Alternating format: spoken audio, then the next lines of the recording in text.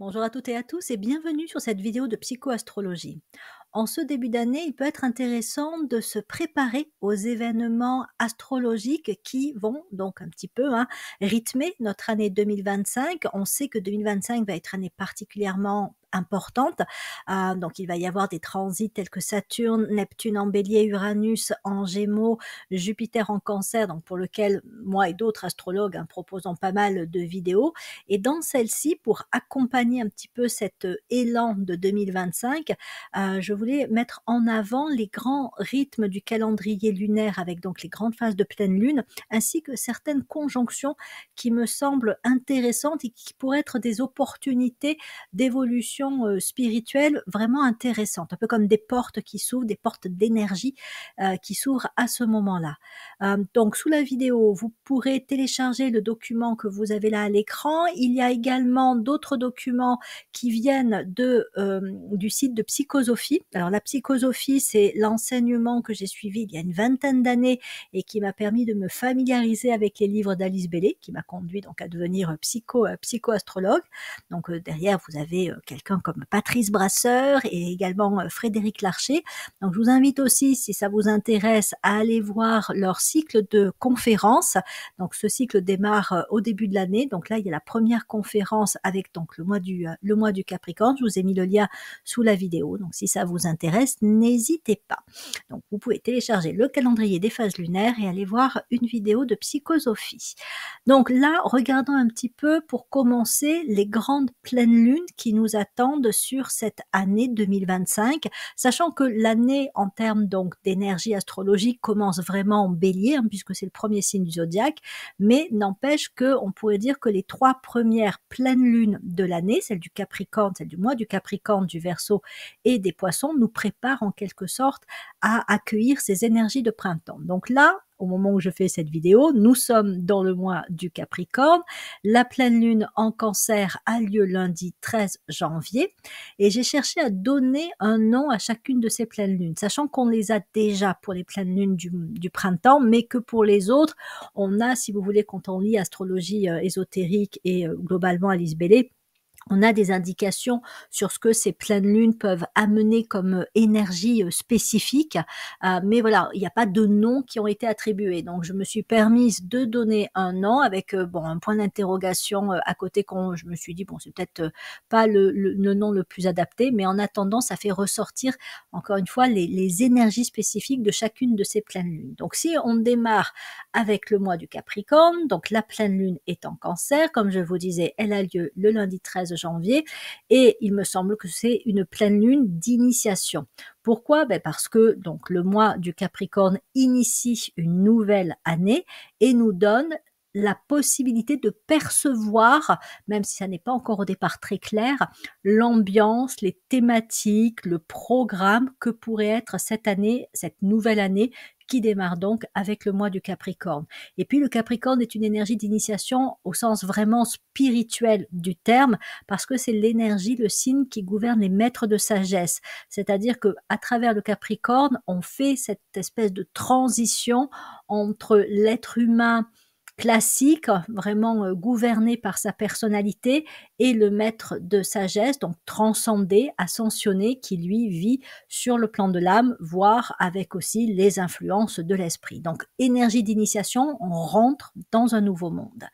Ensuite arrive donc le mois du Verseau, la pleine lune qui sera donc en Lion, aura lieu le mercredi 12 février à 14h53. Et donc, pour moi, c'est une pleine lune qui fait travailler cette thématique de la fraternité. En fait, si on regarde le calendrier des pleines lunes et les grandes fêtes spirituelles, la première fête qui est reliée vraiment à l'amour, c'est celle qui a lieu pendant le mois du Bélier. Donc c'est le moment en fait qui correspond à la fête de Pâques. Pâques devrait normalement tomber au moment de la pleine lune, mais voilà, on a en général une date attribuée classiquement qui ne correspond pas forcément aux phases de la pleine lune.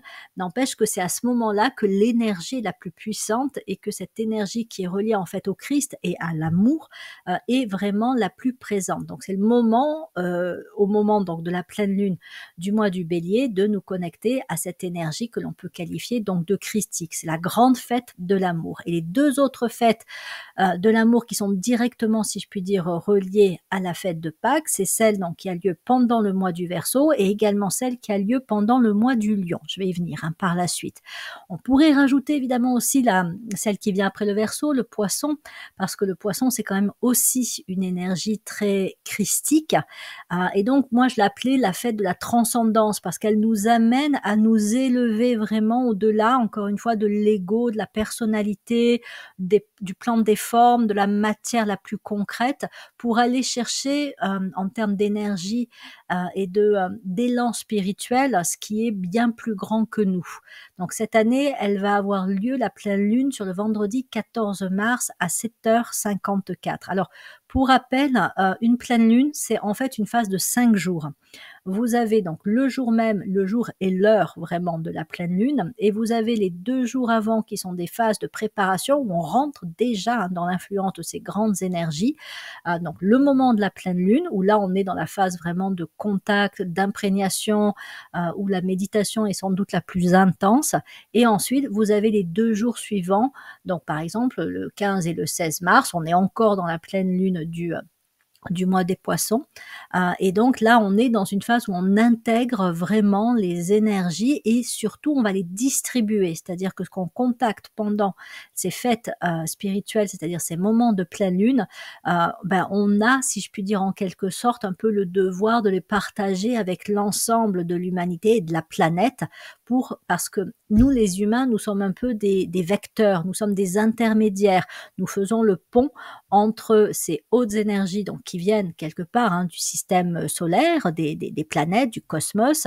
Donc nous les accueillons à notre petit niveau à nous, autant qu'il est capable. C'est des énergies quand même qui nous dépassent, mais on est capable d'en percevoir et d'en contacter une partie. Et ensuite, on peut les redistribuer, non seulement à l'ensemble de l'humanité, mais aux différents règnes de la nature, aux minéraux, aux végétaux, aux animaux, qui les reçoivent de toute façon, mais nous, on a cette capacité aussi d'accentuer et de renforcer cette canalisation de ces énergies, de ces hautes et belles énergies. Donc le mois des Poissons, on est sur une énergie qui nous transcende. Le Poisson, c'est le moment où vraiment on peut à la fois se libérer, épurer, se débarrasser des choses du passé. J'en parlais dans ma dernière vidéo de la semaine, où je mettais l'accent sur ces influences très Poisson avec Saturne et Neptune qui s'y trouvent actuellement et qui vont revenir encore, enfin qui y sont encore pour 2025, puis ensuite ça va passer en Bélier. Saturne et Neptune vont rentrer dans le Bélier, mais revenir ensuite pendant 2025 dans le Poisson. Donc on est sur ce travail encore d'épuration et de libération, de contact avec ce qui est bien plus grand que nous, parce qu'en fait le Poisson vient nous chercher dans nos profondeurs, et il faut bien reconnaître que ce qu'on a à épurer, ce dont on a à se libérer, peut nous dépasser. C'est du transgénérationnel, c'est du karmique, c'est lié même à tout ce que l'humanité a pu commettre comme erreur, comme action négative au cours de son histoire.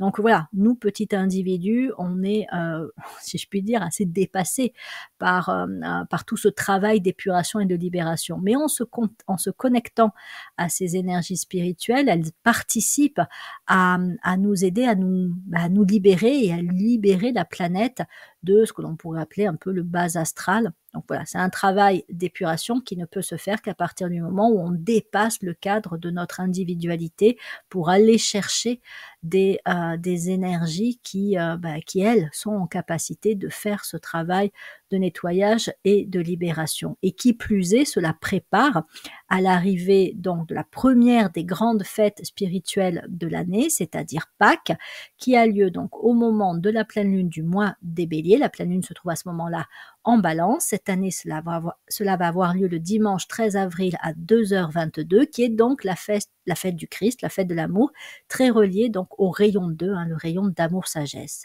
Va suivre ensuite, pendant la pleine lune du mois du Taureau, la pleine lune sera en Scorpion le lundi 12 mai à 18h55, la fête du Vésak, qui elle est la fête du Bouddha. Christ et Bouddha, ce sont deux grands frères qui travaillent donc pour la planète, mais surtout qui sont là pour accompagner la réalisation du plan divin. et donc le Bouddha représente l'énergie de la volonté et donc du rayon 1. S'ensuit ensuite, pendant le mois des Gémeaux, la troisième grande fête spirituelle qui là va impliquer directement l'humanité. Après le Christ et le Bouddha, c'est le rôle des êtres humains que de justement jouer ce rôle d'intermédiaire et en fait, quelque part, réaffirme leur participation à ce plan divin, travaillant avec le Christ et le Bouddha pour recevoir, capter et donc transmettre ces grandes énergies spirituelles et donc accompagner la réalisation du plan divin. Et là, on est sur l'énergie du rayon 3, le rayon d'intelligence active, d'intelligence créatrice. C'est la fête de la bonne volonté, la fête de l'humanité. Ensuite, ça va continuer à se dérouler pendant l'été, la fête du Cancer. Donc cette année, elle aura lieu la pleine lune au moment, enfin le jeudi 10 juillet à 22h36. La pleine lune sera en Capricorne. Et donc c'est à la fois la continuité vraiment de ces 3 grandes fêtes spirituelles où les énergies continuent à descendre pour s'imprégner, nous imprégner là encore la planète et ses différents règnes. Et donc là, pour participer à une renaissance. Voilà, on canalise, même plus que canaliser, parce que canaliser, c'est juste, si je puis dire, comme un courant qui passe à travers nous, puis il ne fait que passer. Sauf qu'avec le Cancer, on est vraiment dans l'imprégnation, c'est-à-dire que les cellules de notre corps et puis les cellules ou tout ce qui constitue les êtres vivants de la planète peuvent être imprégnés par ces hautes énergies et ça va aider à provoquer une forme de renaissance ou un peu comme avec le poisson, du moment qu'on est dans les signes d'eau, on est dans ce processus de mort-renaissance. On évacue ce qui n'a plus lieu d'être, ce qui appartient à un passé qui a fait son temps, et donc on vit une forme un peu de mue et de renaissance. Ça ira encore une étape plus loin dans le mois du Scorpion, où là on ira carrément vers la transmutation. Donc la pleine lune du mois du Cancer, on vit une forme de renaissance en accompagnant, en continuant à faire descendre ces grandes énergies spirituelles des 3 fêtes du printemps. Pendant le mois du Lion, comme je vous disais, donc cette année, la pleine lune va avoir lieu le samedi 9 août à 9h54. La pleine lune sera en Verseau. C'est toujours dans le signe complémentaire que se fait la pleine lune. D'ailleurs, si vous êtes d'un signe astrologique, par exemple, si vous êtes Lion et que vous avez la lune dans votre thème de naissance en Verseau, ça veut dire que vous êtes né au moment de la pleine lune. Donc voilà, une façon de repérer si vous êtes un enfant de la pleine lune, si je puis dire. Et donc la fête spirituelle du mois du Lion est également une fête d'amour où en fait on a dans les 3 grandes fêtes d'amour, une déclinaison un petit peu, comment dire, avec ses propres thématiques de cette notion d'amour. Donc Pâques, c'est vraiment l'amour tel que le Christ peut le vivre, dont on n'a pas forcément grande idée de ce que ça peut être, tellement c'est une énergie élevée et que l'on ne vit pas encore actuellement. Il faut qu'on soit dans cette conscience christique pour pouvoir connaître ce qu'est cet amour tel que effectivement le Christ le vit et le véhicule. Mais donc, dans la pleine lune du mois du Lion, là, on est invité à vivre une forme d'amour qui accentue le travail de fusion entre l'âme et la personnalité. On est dans une énergie de redéfinition de notre identité pour que nous soyons de plus en plus imprégnés par nos qualités, notre identité, nos vibrations d'âme. Donc c'est à ce moment-là, au moment de la pleine lune du Lion, qu'on a intérêt à méditer sur cette fusion entre l'âme et la personnalité, puisque c'est la grande thématique de cette pleine lune. Arrive ensuite la Vierge, on rentre donc dans la saison de l'automne, et là, le travail descend jusque dans la matière. On est sur un signe de terre. Et la Vierge est un signe particulièrement intéressant parce qu'elle recèle le secret du plan divin qui est un plan de spiritualisation de la matière. Nous, les êtres humains, nous ne sommes pas venus sur Terre pour apprendre des choses ou pour être heureux, enfin même si le bonheur est tout à fait légitime, c'est que ce n'est pas la finalité. Nous sommes là pour participer, c'est le plan divin, à la spiritualisation de la matière. Et donc pour cela, effectivement, nous accompagnons le travail de d'imprégnation, de développement de cette grande énergie d'amour, parce que spiritualiser la matière, ça veut dire ça veut dire faire descendre cette énergie d'amour dans les cellules de la matière pour que la matière devienne de plus en plus porteuse de cette énergie d'amour. Et la Vierge est vraiment un moment où, lorsque l'on médite pendant la période de la pleine lune, on peut méditer justement sur cette, on va dire, cette mission, ce travail qui est la spiritualisation de la matière. En fait, les 12 pleines lunes sont des déclinaisons ou des étapes d'un travail pratique d'accompagnement à la réalisation du plan divin. Et chaque année, nous avons l'opportunité, ensuite il faut bien évidemment y participer, hein, mais nous avons l'opportunité de faire un pas de plus vers la réalisation du grand plan divin. Bon, ça va prendre longtemps, mais n'empêche que voilà, on est sur notre chemin d'évolution de la conscience. Pendant le mois de la Balance, donc là on est à nouveau dans un signe d'air. Donc tous les signes d'air, on travaille les relations. Donc comme je vous disais, pendant le mois des Gémeaux, on est un peu sur ce rôle de connecteur où en fait on fait le lien entre les hautes énergies spirituelles et les règnes de la nature et l'humanité dans son ensemble. Voilà, on fait circuler, on se connecte à ces énergies, on les fait circuler. Et pendant le mois de la Balance, au moment de la pleine lune, on est sur la thématique des justes relations. À titre d'exemple, c'est pendant le mois de la Balance que les Juifs fêtent la fête du Yom Kippour, la fête du pardon, qui est une des grandes fêtes spirituelles pour le peuple juif. Et c'est vraiment cette thématique que, voilà, pour aller vers des justes relations, il faut savoir aussi à certains moments se pardonner aux autres, et donc pouvoir comme ça créer de plus en plus des relations qui reposent sur de l'harmonie, de l'équilibre, de l'équité, du respect, etc. Donc la pleine lune de la Balance, qui a donc lieu en Bélier, c'est le moment des justes relations. Pendant le mois du Scorpion, donc cette année, la pleine lune tombera le mercredi 5 novembre à 14h19. Et bien donc, nous sommes sur une phase de transmutation où nous accompagnons toujours ce travail de laisser derrière soi une ancienne identité, laisser aussi tout ce qui est sombre, lourd, les ombres en fait. En fait, c'est la transmutation des ombres et la libération de la lumière, c'est la libération de l'âme qui peut s'accroître pendant le mois du Scorpion et notamment au moment de la phase de la pleine lune. Donc voilà, c'est des moments où on peut méditer sur ces thématiques-là, puisque donc les énergies nous accompagnent dans ce sens-là.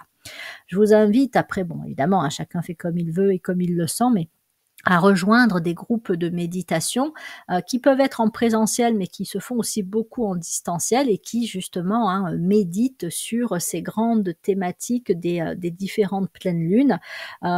Pour ceux qui sont déjà dans l'enseignement, Alice Bailey, vous le savez, il y a l'école Arcane et Lucy Trust qui proposent justement des regroupements via peut-être Skype ou d'autres outils pour méditer ensemble, pour accompagner ces grandes qualités et ces thématiques de la réalisation du plan divin. Et on termine l'année avec le mois du Sagittaire. Cette année, la pleine lune du mois du Sagittaire aura lieu le vendredi 5 décembre à 0h13, donc elle sera en Gémeaux. Et tout comme le Gémeaux, c'est aussi donc une pleine lune qui va nous mettre en rapport avec les autres règnes de la nature, mais aussi le règne humain. Et là, on est vraiment connecté à la Terre. Là, c'est pour terminer l'année, si je puis dire, c'est le moment en fait ce serait un peu comme il y a la fête de l'humanité au moment de la pleine lune du Gémeaux, du mois des Gémeaux, mais la pleine lune du mois du Sagittaire, ça devrait être la fête de la Terre, de notre planète quelque part. Et donc faire circuler particulièrement auprès de tous les règnes ces hautes et belles énergies dont on se sera imprégné pendant toute l'année. Donc voilà pour le calendrier des grandes pleines lunes avec leur thématique principale. Encore une fois, si vous téléchargez le calendrier dont je vous ai mis le lien en dessous de la vidéo, vous aurez vraiment toutes les phases de la lune détaillées. Regardons maintenant un peu plus précisément le type d'événements astrologiques, astronomiques qui nous attendent cette année.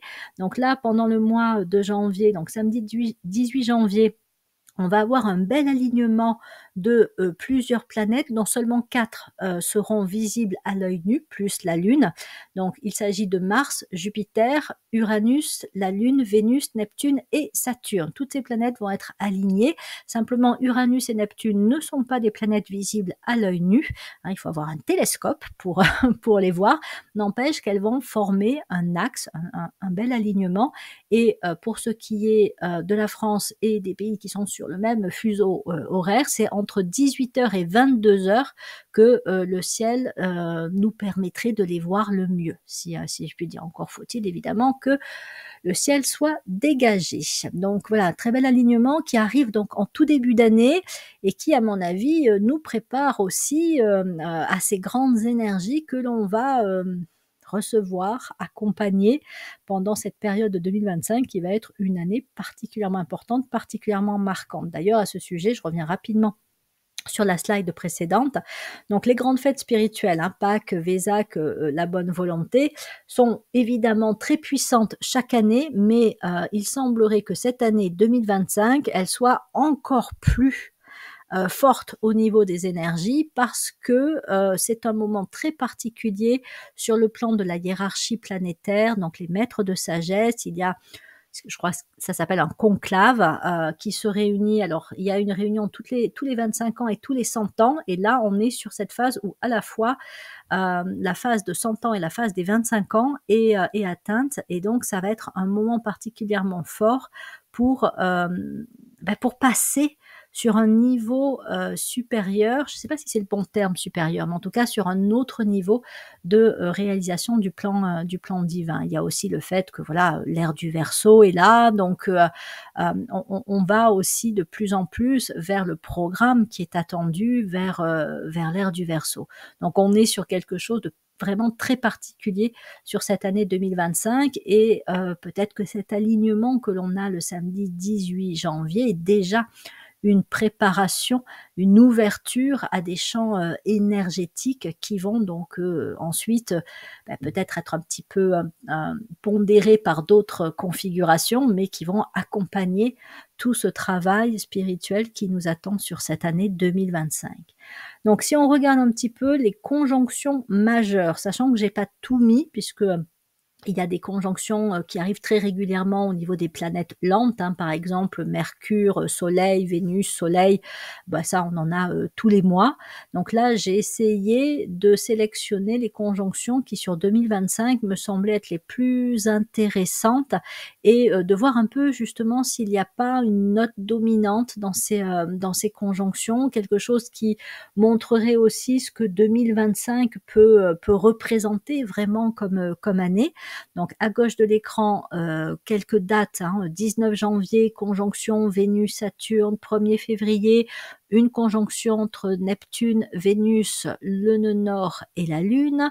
Le 25 février 2025, Mercure-Saturne. On pourrait y rajouter aussi Neptune et le nœud nord, même s'ils sont un petit peu plus éloignés dans l'orbe au niveau donc, de la conjonction. Le 11 mars, une conjonction Mercure-Vénus. Le 12 août, je l'ai souligné, je vais vous dire pourquoi, une conjonction entre Jupiter et Vénus. Alors, ce sont les deux planètes les plus brillantes dans notre ciel nocturne, donc ça devrait être une très belle conjonction. Et si je l'ai souligné, c'est parce qu'en même temps, alors je l'ai mis plus à titre d'information parce que ça peut être sympa à voir, il va y avoir donc tout au long de l'année des pluies de météores qui vont avoir lieu. Et donc, sur cette période du 12 août, on a également, en plus de la conjonction Jupiter et Vénus, la pluie de météores des Perséides, et qui est une pluie de météores particulièrement intense, puisqu'il y aurait 100 météores par heure. Donc c'est quand même quelque chose d'assez costaud. Certaines autres pluies de météores sont très belles à voir aussi, mais il y a moins d'intensité dans cette pluie de météores. Donc je ne sais pas ce qui va se passer. On est en fait sur la période, donc si je reviens sur les dates des pleines lunes, il y aura eu la pleine lune du Lion le 9 août. On est encore un peu dans cette énergie vibratoire de la pleine lune de l'été avec cette conjonction Jupiter-Vénus et cette pluie de météores. Donc voilà, c'est peut-être dans toutes les dates à marquer d'une croix rouge, si je puis dire, dans notre calendrier annuel, celle de la période qui va on va dire du 7 août au 12-14 août, c'est peut-être une période assez particulière. Nous verrons bien. Et ensuite, donc, le 19 septembre, il va y avoir une conjonction intéressante, pas forcément visible à l'œil nu, parce qu'elle va impliquer Vénus et la Lune, donc ça, on peut les voir, il n'y a pas de souci, mais aussi Régulus.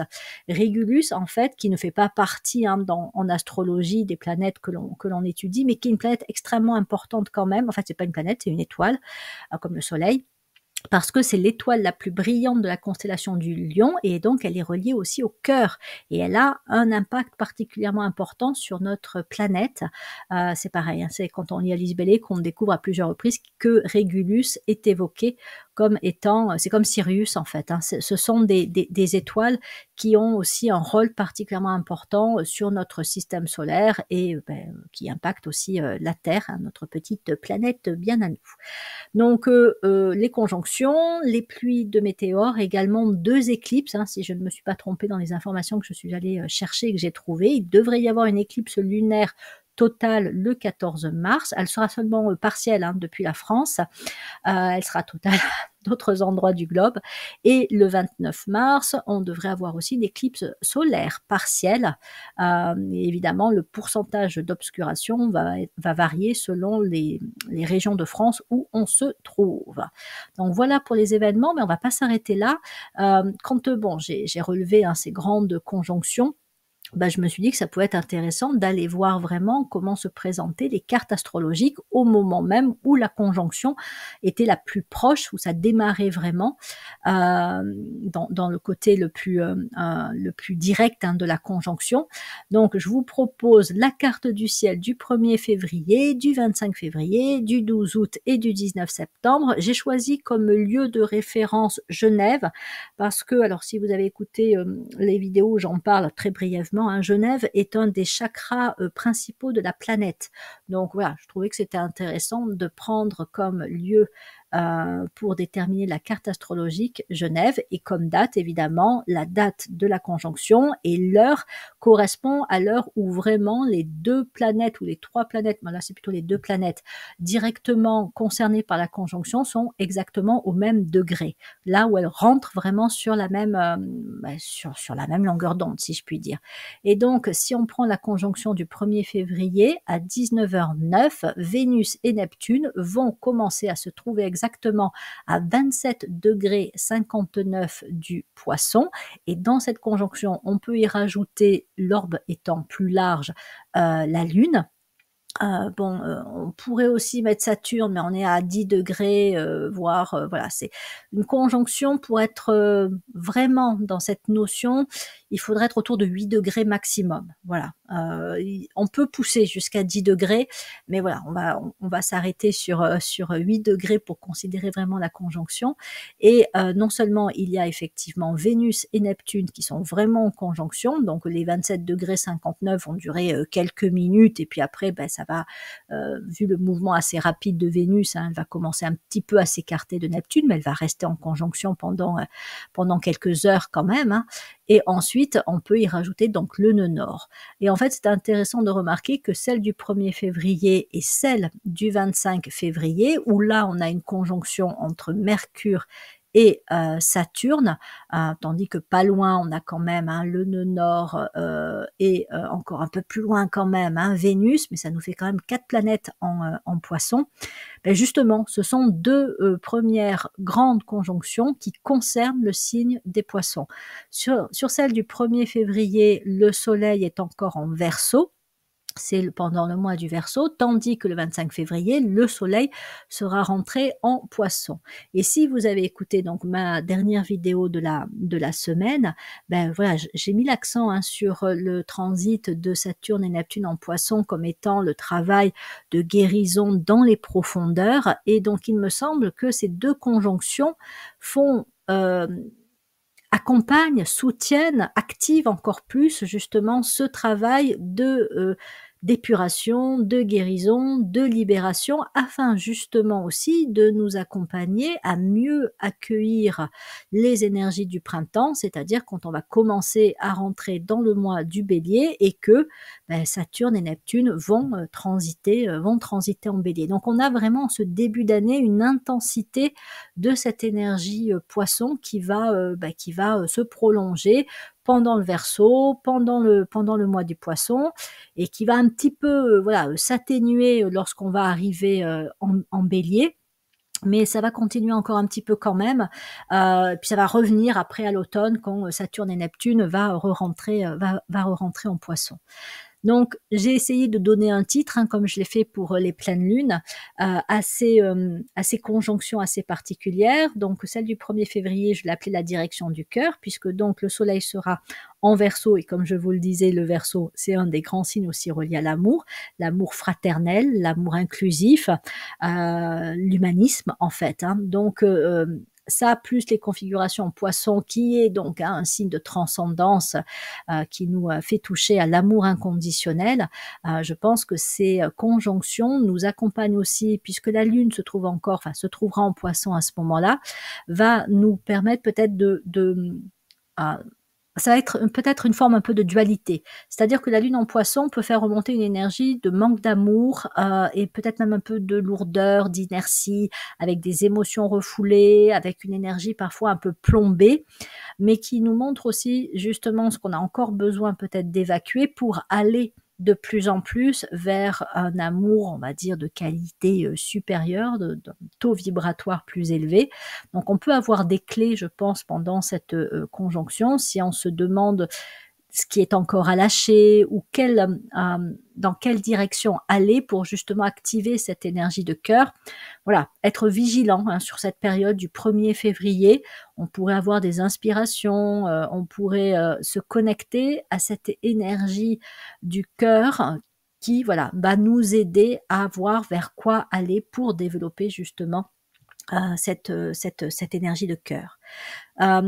Ça va continuer donc sur la période du 25 février, où là, on a effectivement encore une belle conjonction, cette fois Mercure-Saturne, le nœud nord qui est déjà rentré en Poisson qui est déjà le 1er février, donc se trouve là très près de Neptune également, hein, continue à être près de Neptune, il s'en est un peu éloigné par rapport au 1er février, mais du coup on a quand même ces 4 planètes qui forment, si je puis dire, un paquet d'énergie qui là aussi, hein, peut faire remonter, alors, d'autant plus les choses du passé que pour le coup le soleil sera en Poisson.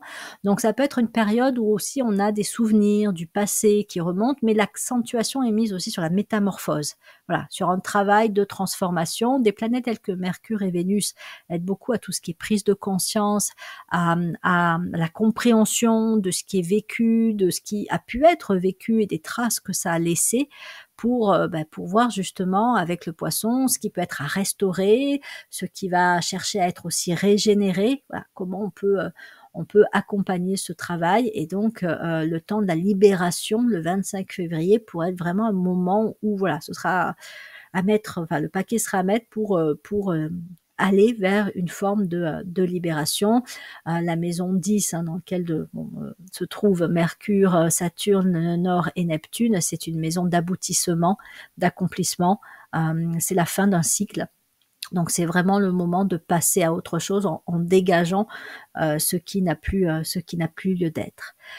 Ensuite va arriver, alors là on fait un petit saut dans le temps, hein, le 12 août, nous sommes donc dans le mois du Lion, le soleil se trouve en Lion, tandis qu'il va y avoir une conjonction, c'est celle dont je vous disais qu'elle allait être particulièrement lumineuse dans le ciel, entre Jupiter et Vénus, qui donc se trouve là en Cancer, où là à mon avis on a une espèce d'invitation à justement un peu transcender le moi personnel, pour amener à la naissance, puisque le Cancer est une énergie de naissance, donc Jupiter et Vénus en Cancer, ça accompagne la naissance de notre être supérieur, hein, l'être avec un grand E, hein, l'ego spirituel, l'âme, hein, tout simplement. Donc voilà, ça pourrait être un moment aussi de revitalisation sur le plan de l'âme, comme si, alors peut-être que ça va accentuer aussi la pression, hein, Mais voilà, c'était vraiment le moment de passer un palier et d'amener davantage à la naissance nos qualités, notre énergie, nos vibrations, en tant qu'âme.